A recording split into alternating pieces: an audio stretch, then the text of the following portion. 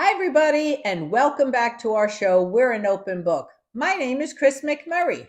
And I'm Gene. He's my husband, and he'll be behind the scenes making sure everything is running smoothly. But as always, I'll be telling you what I think all along the way. I have no doubt. On this show, we discuss those difficult situations that a lot of families go through, but are often not talked about. Here we will, because, like we said, we're an open book. In our relationship, we've dealt with marriage, divorce, remarriage to each other, addiction, sobriety, losing a business because of injury, and the ultimate sorrow of losing our son, Scott.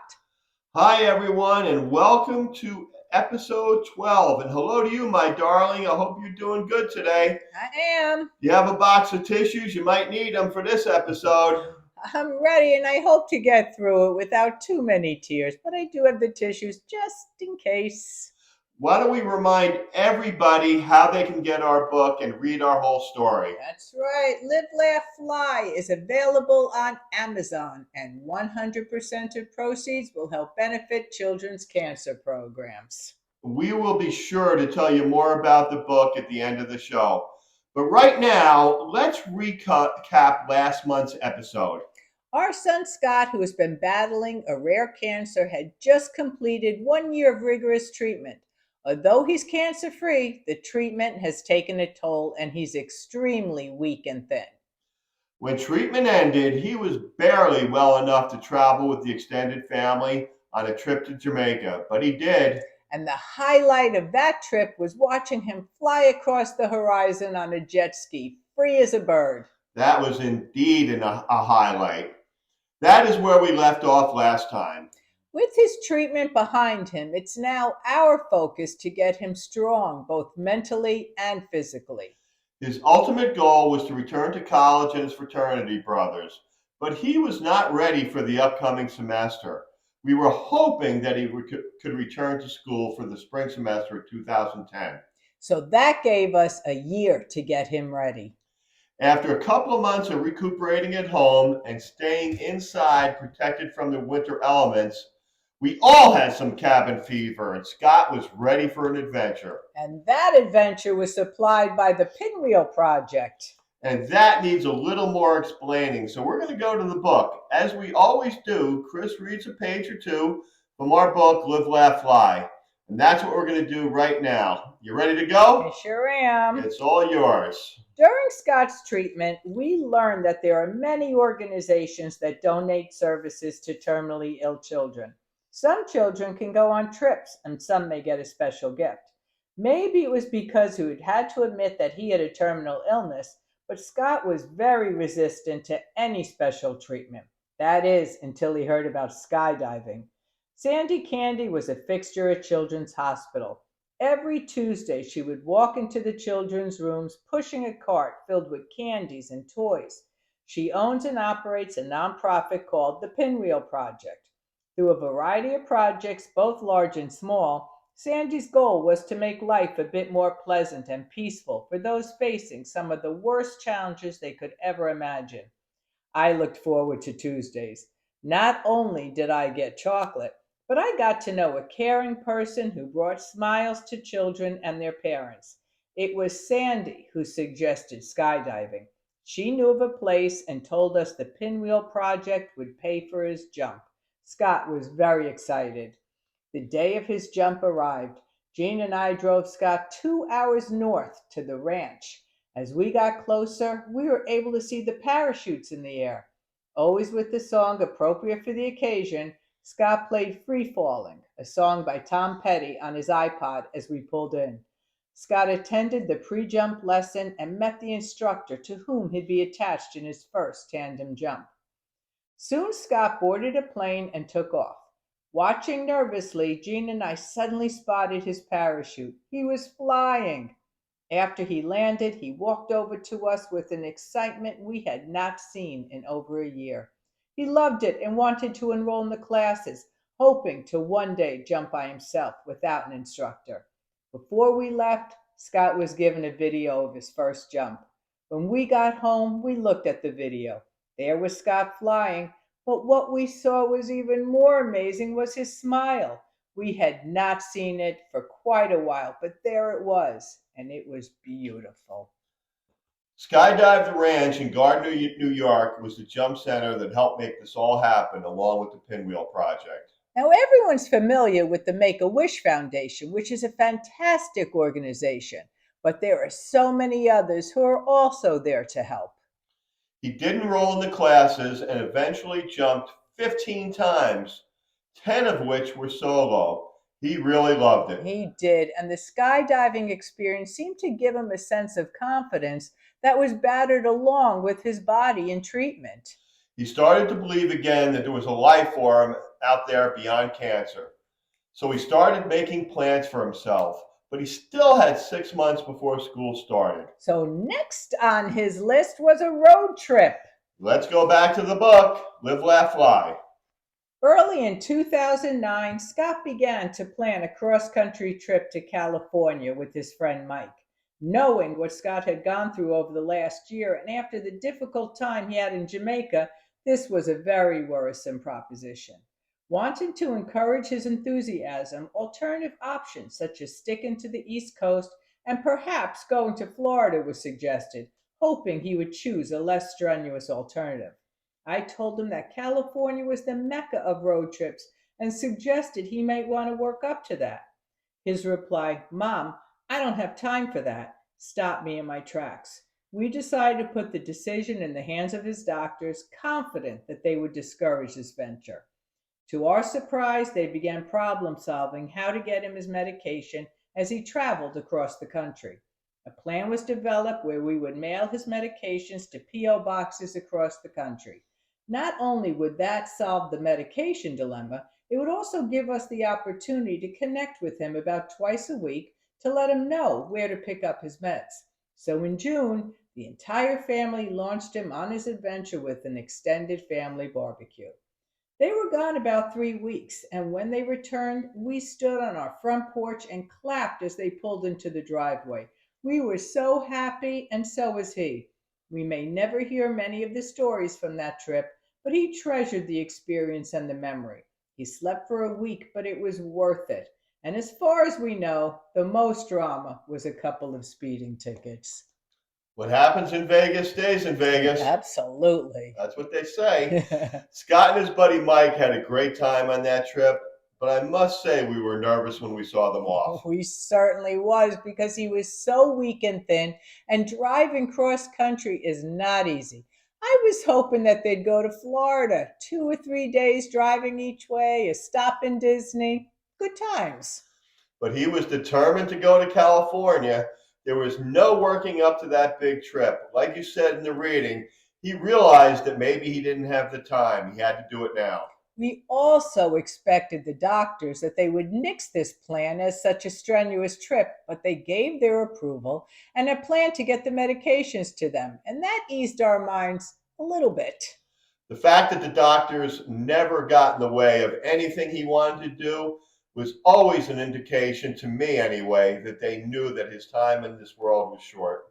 They always encouraged him to live his life, and many times they offered their advice and solutions to make anything he wanted to do practical. So off they went. So they were gone for 3 weeks, and the highlight of the trip for me was the moment seeing them pull up in front of the house the morning of my birthday. Oh, we were so happy that they did it, and now him and Mike were home and they were safe. What a great birthday present. It was. Fast forward to January 2010, and after a lot of rest and TLC, it was time for him to go back to school. And we're going to go back to the book. Here we are. The following January, Scott returned to school. He was still very thin and weak, but he wanted to go. Now, Scott wasn't the greatest student. In fact, he returned on academic probation. I reminded him that he needed a 2.0 GPA to stay in school. No problem, Mom, he said. I got a 1.2 without even trying. He was totally serious. While he was sick, he would tell me that if he ever got the chance to return to school, he would do so well, adding that you don't appreciate something until it's gone. So he went back to school, but it was a struggle to stay on campus 7 days a week. On Fridays, I'd pick him up along with his laundry at noon. While home, he would rest and eat. On Monday mornings, we'd be in the car by 5:45 a.m. to get him back to school by 9 a.m. We did this the entire semester with the exception of a couple weekends. He started to talk about becoming an early childhood teacher, which is what I always thought he would be. He had always been the Pied Piper among the little children at Chris's Kids Daycare, so this was the next logical step for him. Scott's returning to school this semester was a big accomplishment in itself, and we had no expectations about grades, and we just appreciated that he could return to a somewhat normal life, and we hoped he could get that 2.0 so that he could stay in school. However, when his grades for the semester were posted, he did so well that he was eligible for the teaching program. I burst out crying. You know, those trips to upstate New York, driving him 3 hours each way, both Monday and Friday, were a lot, and they all fell on you because I was working. Well, if it meant that he was back in school, I didn't mind at all. We set up the car the night before with pillows and blankets in the back seat so he could sleep, but it also gave us time together to talk about everything and also listen to a lot of Beatles. It was a special time for you guys. It really was. I remember one time he wanted to show me his fraternity house. And as we walked in, some guys were rolling a joint, and when they saw me, they looked panicked. And Scott quickly said, "Don't worry, this is my mom. She's cool." I smiled because I was so surprised. "I'm cool? I'm cool?" Never thought I'd hear that. During middle school and high school, I did hear a lot of how annoying I was. So now I'm cool, and I'll take that. That May, Scott amazingly finished his second semester of college, 2.5 long years after he started. When his marks came in, we were so proud he had the best semester academically that he ever had at any level. He proved he could do it. We could not have been prouder, but most importantly, he was so proud of himself. That summer, he enjoyed time with friends. He went to the Bonnaroo Music Festival. He even had a little job to help keep him busy. You want to talk about that a little bit? Yeah, it was just a couple hours a week, and he worked help keeping an elderly gentleman company while his wife was out giving voice lessons. And he would make them some lunch, and they would sit and talk and watch TV for a little bit. He was a retired doctor, I believe, I think a GI specialist. But that gave him a little pocket money, but it also gave him time to sit and talk to somebody removed from the family about what his life was like. That's right. And I remember Scott coming home one day and saying how he felt sorry for this man because getting old is really hard and there's a lot he could no longer do. And I was so blown away by this conversation. What an incredible perspective for a 21-year-old battling cancer. And for that moment, he could put someone else's troubles above his own. I went out on the porch and cried. At the end of August, it was time to pack him up and head back to school. We went back to SUNY Delhi and got him settled into his room. I remember as we sat in the car, as we were about to head home, we looked at each other, and one of us said, "Maybe he's the one that's going to beat this cancer." We both had that same hopeful thought, but sadly, those optimistic thoughts were very short lived. 3 weeks later, one night, we got a call from Scott. He had been admitted to a small hospital in Delhi, New York, complaining of leg pain. I think they actually told him before we got there that his cancer had returned. Yeah, but I told him not to think about that, and I told him we'll be there first thing in the morning to bring him to his team of doctors at Children's Hospital Montefiore in the Bronx. The doctors did a preliminary x ray, then set him up for a battery of scans. Scott was so beside himself at this point with anxiety. He was so scared he was sick again. I'm sure, like us, he allowed himself to believe that he had beaten his disease. Yeah, and during this stressful time, we made the house a cocoon. We rarely left. We had no visitors. We cooked his favorite foods. We gave him foot massages and just tried to make him comfortable. We had a long weekend after the scans were done to wait for the results. Finally, they called us in. Here is another reading from the book. Soon the doctors called and wanted us to come in to discuss the test results. The next morning, we were in the waiting room, anxiously waiting for them to call us in. Finally, it was Scott's turn. First was the usual routine in which blood pressure, temperature, and weight were taken. When the nurse, who was one of our regulars, was sniffling, I asked if she had a cold. She shook her head no. Looking back on it, I'm sure she knew what we were about to face. Then the room began to fill up with his doctors, nurses, some interns, and then I saw the social worker. Her presence told me that we were about to hear the worst possible news. Now I was really petrified. Dr. Gorlick looked at Scott, said that the test results were back, and it was not good. There was a recurrence of the primary cancer, and at this time, there was no treatment or cure. Scott asked how long he had. A few months was the answer. The car ride home was very quiet. All you could hear was Scott and me sniffling. When we arrived home, Scott looked at the house, then turned to us and said, "This will not be a sad house." The tone was set. At this point, we knew that our son was dying. The full weight of our fears had been realized, but we still had to let our daughter know. I called her and told her I would drive to Philly right away and get her. Scott first hesitated about bringing Kim home. He said, "I don't want this to be a big deal." I told him it was a big deal. It was the biggest of deals. And when you left, I went for a walk to clear my head, and Scott was on his computer. He also got in touch with some of his close friends to give him the news. Later, Scott asked me to take him to Best Buy to buy PlayStation 3. I looked at him and smiled. "You're going to milk this, aren't you?" He smiled back and nodded. So we go to Best Buy and we purchased PlayStation 3 and 2 video games. As we're checking out, the cashier asked if we wanted a 2-year warranty. I'm sure it was Nurse, but the two of us started giggling. Finally, Scott answered, "Oh, I don't think I'll be needing that." Then we giggled some more. As we were walking to the car, Scott said, "Guess what I just did?" I shrugged my shoulders. "I just stole a pack of gum. I always wanted to do that." I calmly said, "I have enough to worry about now, and bailing you out of jail is not going to be one of them." That's how it was. We were trying to keep things light. Remember what he said, this is not going to be a sad And house. he made sure of that. Even though it was not a sad house, at times the mood was very emotional and profound. That was unavoidable given the circumstances. With that in mind, let's go to the final reading for today, which centers around a conversation you and Scott had while I was picking up Kim in Philadelphia.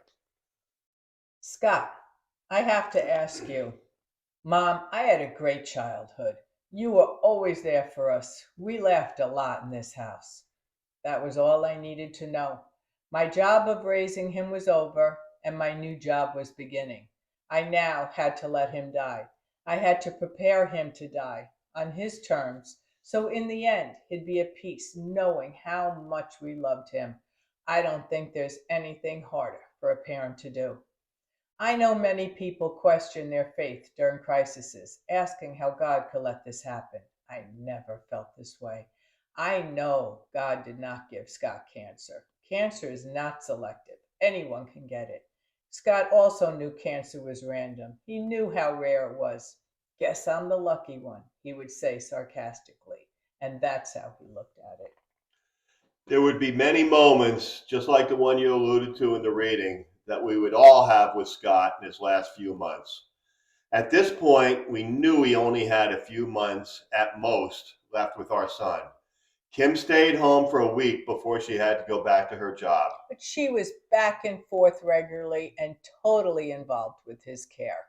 His comfort and peace of mind were all of our priorities. I think those last few months were a very spiritual time for all of us. Yeah, they were. Let's leave it right here until next time. Good place to drop off. Mm-hmm. So, as we leave, we would love to hear what you thought about this episode. We'd like to hear your comments. The best way to do that is to leave a message down below, or you can go to our Facebook page. That's right. We're an open book on Facebook, and you can leave a comment right there. Or lastly, you can email us at our email address, rememberloveneverdies@gmail.com. Like we promised, we're going to talk about the book one more time. That's right. Live, Laugh, Fly is available on Amazon, and 100% of proceeds will help benefit children's cancer programs. And you'll know it's our book because you'll see a picture of our son on the cover smiling as he's skydiving. And it was his first solo jump that the picture is. So get the book. We'd really appreciate it. So that's a wrap. That's a wrap, folks. We're done. I think we have just one more bit of business. We do. Always remember, love never dies. Bye, everyone. Thanks for listening. Thank you so much. Bye. Bye.